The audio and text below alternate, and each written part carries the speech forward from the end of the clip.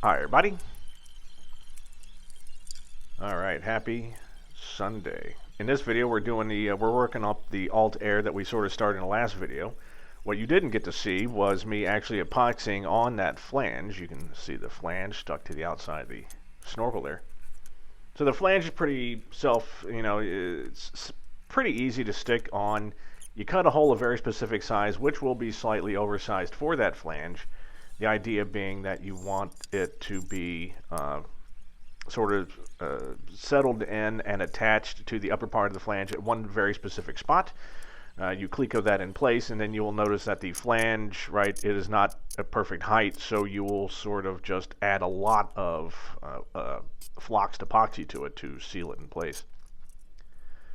Once it's in and we're happy with that, we're going to do a little bit of countersinking around. The riveting will then happen into the actual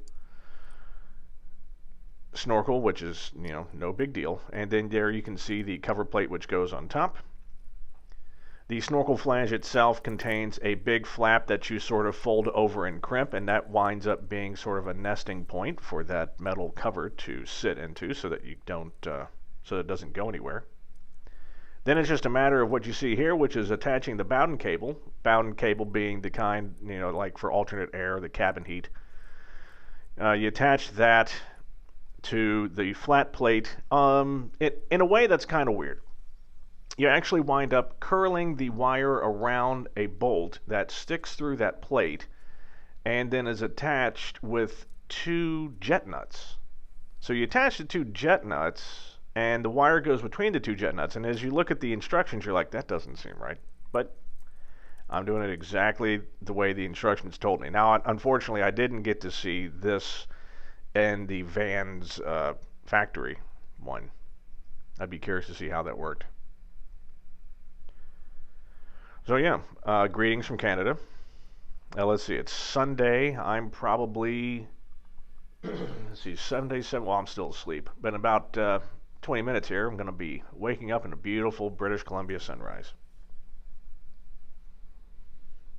Before I moved to San Francisco, I tried to actually immigrate to Canada.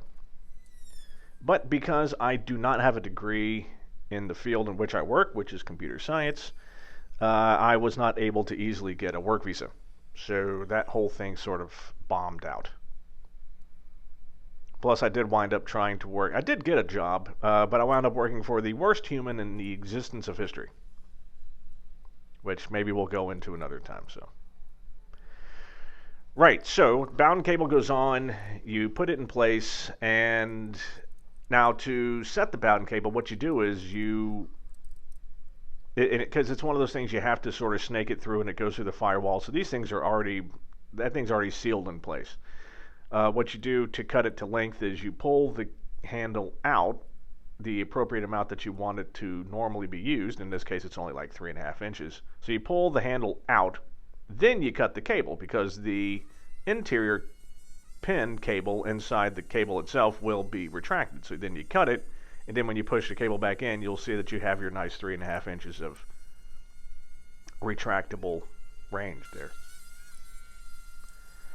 The only other weird part is that you wind up putting an Adele clamp around the number 2 cylinder oil return line that drains from the bottom of the header area back into the sump case.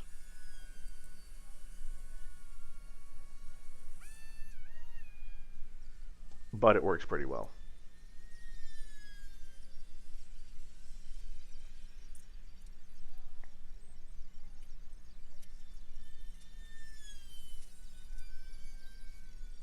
Oh, there you see by the brief flash of sparks that I had done a secondary cutting to the cable. So the only other thing you have to do after that, so here you can see me actually bending the little tiny cable and then affixing it around the screw which connects to the flat plate. So that plate then opens up, and, or I should say it sort of rotates clockwise and counterclockwise around a pivot point, and then opens up that hole on the side of the flange to let air in on the side in case, I don't know, your air filter becomes completely clogged or some weird stuff happens. And it's all good. All right. Thank you for joining me, everyone. In the next video, we're going to start putting on some baffles. So thank you for joining me. See you soon.